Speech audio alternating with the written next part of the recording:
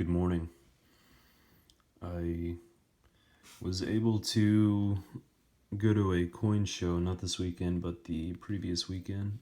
I believe I mentioned in my last video that recently relocated to the Washington, D.C. metro area. So there's no shortage of shows, shops, and clubs around, which is great. It's a big change. So yeah, I was able to go to a show last weekend, and it's a pretty big show, quite a few tables. I didn't have too much time, and I was able to find a gentleman at a table that was mostly selling foreign stuff, and he had, he was one of those guys that had buckets of like $1, $2, $3, $5, like I don't know, like discounted coins or whatever. And they were all loose, not in 2x2s, so that was fun. I love digging through stuff like that. And I felt it to be, I don't know, I felt that if I bought more from him, he'd give me a better deal, which he did. So it was kind of hard to do, but I didn't really check out half the show, just because of, I didn't have too much time. Should have gone both days, but whatever. This first coin, I was very pleased with. It is a 1944 500 lei from Romania, one that I did not have. It's in very nice condition. It has the edge lettering, which is the first thing you look for when you go after these Romanian coins, is they are very commonly counterfeited. And I always carry a pocket scale with me, so this is genuine and a good find. I don't find Romanian silver very often at shows or shops anyway. The second coin is also Romanian, a 200 lei from 1942, and this one's 835% silver. The 500 lei is actually 70%, which kind of sucks, but hey, both very nice coins. This next one has tons of detail. Half Boulevard, 1945, 835%. Very good.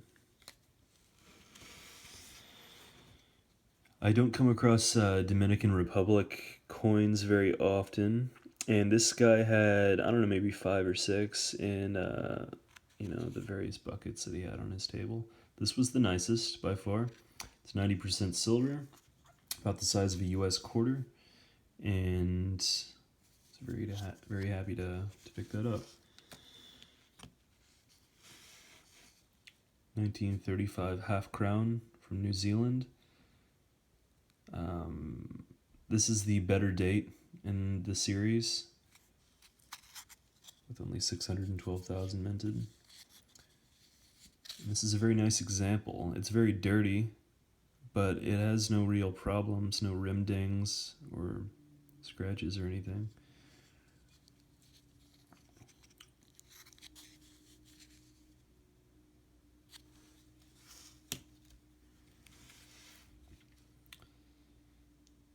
Cuba, 1952.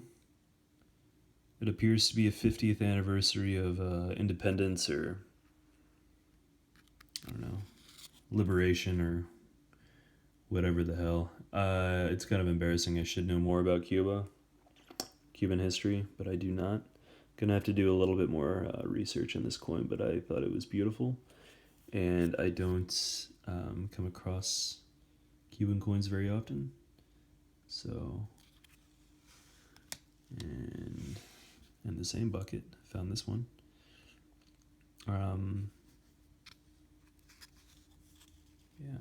very nice. Most of these older Cuban coins, Cuban silver coins that I find are heavily worn, and this one still has quite a bit of luster. Yeah.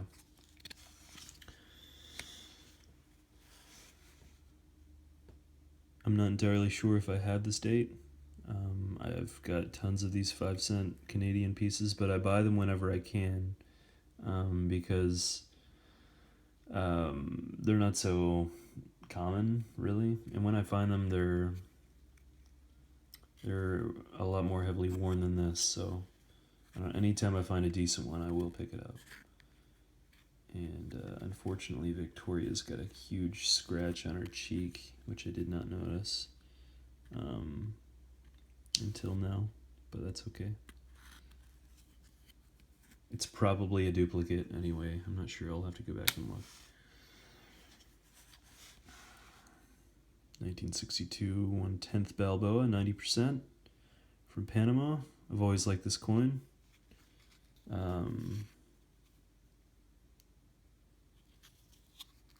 Very beautiful.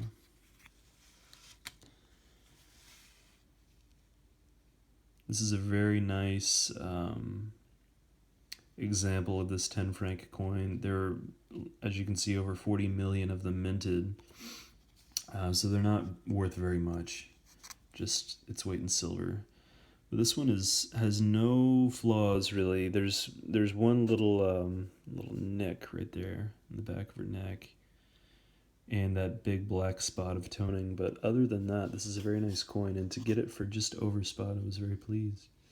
I did not have this year, so. French Indochina, 1927, 20-cent piece. I'm not sure if I have this year. I know I featured one in an older video, but I can't remember the date. And I have way too many coins. I'm going to have to go back and see if I can find it. I'm not the most organized person in the world, but I bought it because these do command quite a bit of, not quite a bit of money, but more than they're worth, in my opinion. They do fetch more money than they're worth on eBay. So I bought it. I've mentioned in the past that I am not really a seller of coins. I buy them because I have a genuine interest in collecting them for whatever reason. I think deep down inside I am a hoarder. But I think I will start to sell on eBay just so I can get money to buy more coins. Yeah, I might experiment with that one. We'll see. This is an Austrian half shilling. This is one I've been looking for quite a while, and I wasn't willing to pay the $5 to $7 that they normally cost on eBay in this condition. This is the better year, actually, so I lucked out with that. And it was in the $1 or $2 bin, so I was really happy. Patience does pay off. Yeah, this is probably one of my favorite coins out of this whole deal that I got at the show. So yeah, I'm sure some of you are thinking I'm crazy right now. And this next coin isn't a coin at all. It is a communion token. And I'm sure that sounds kind of ridiculous to a few of you out there, but I just learned of these communion tokens not too long ago, and I'm very interested by them. One, because, it's old. It was common practice in like the Presbyterian churches and like the free churches of Scotland back in the day, to issue these tokens for communion purposes. I'm not entirely sure why. Maybe people that weren't part of the church were coming by and drinking wine. I have no idea. But for whatever reason, they issued these tokens, and it kind of interests me because I can't help but wonder, like the average size of a country church congregation. Maybe they only issued a few hundred of these, or even fewer. So I don't know. I guess the rarity is why I'm kind of interested by these, and I picked this up for just a few bucks at another table. This guy was selling mostly tokens, so that was cool. It was really neat.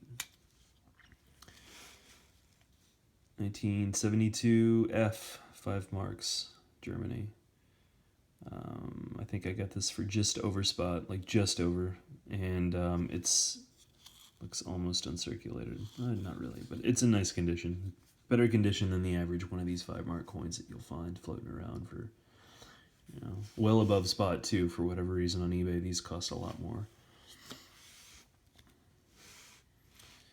And I think I already have this, but it's a nice example of a very beautiful Moroccan coin. I just love that design on the back.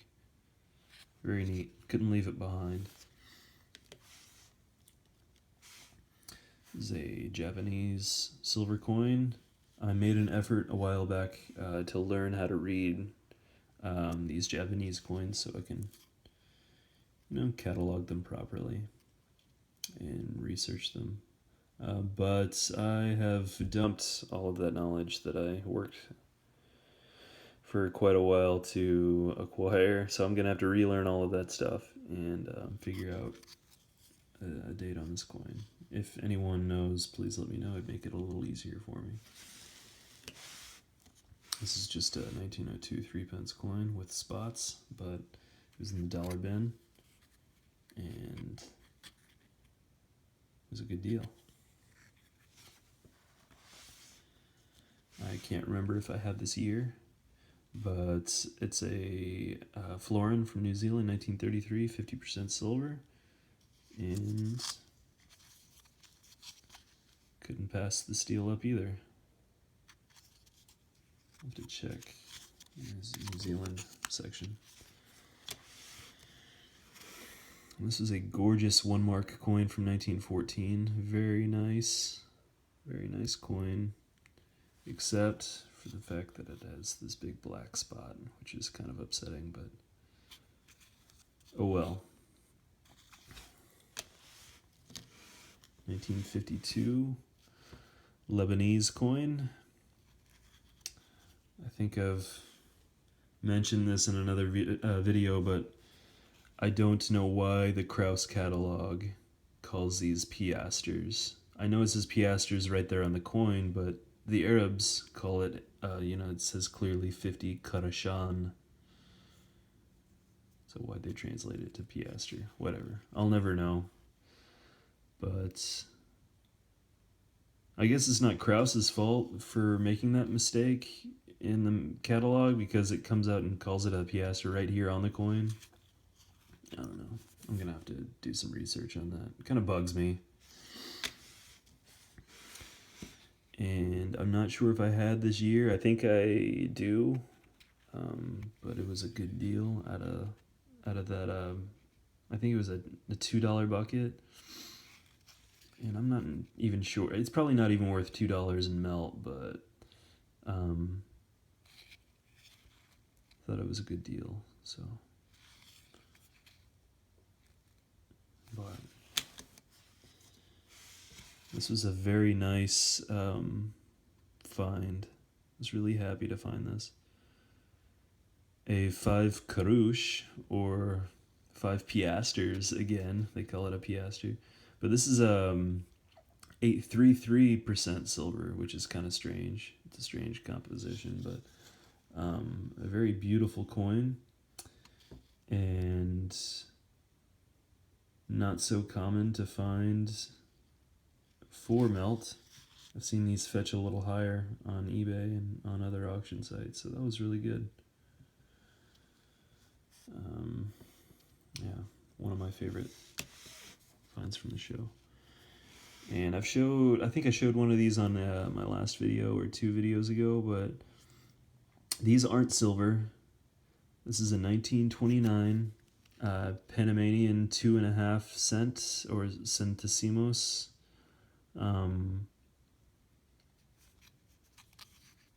But yeah, these are very nice. I like these coins a lot. This is a slightly better condition, but it's dirty, which isn't a problem. I don't really care about that. I think it kind of gives the coin a little bit of character. But it's a 1907 Panamanian half centesimo, and for $1 I couldn't pass that up. But anyway, guys, that's it. Hopefully I will visit another show, another shop, score some silver on Craigslist or eBay, and I'll make a video after Christmas. Take it easy.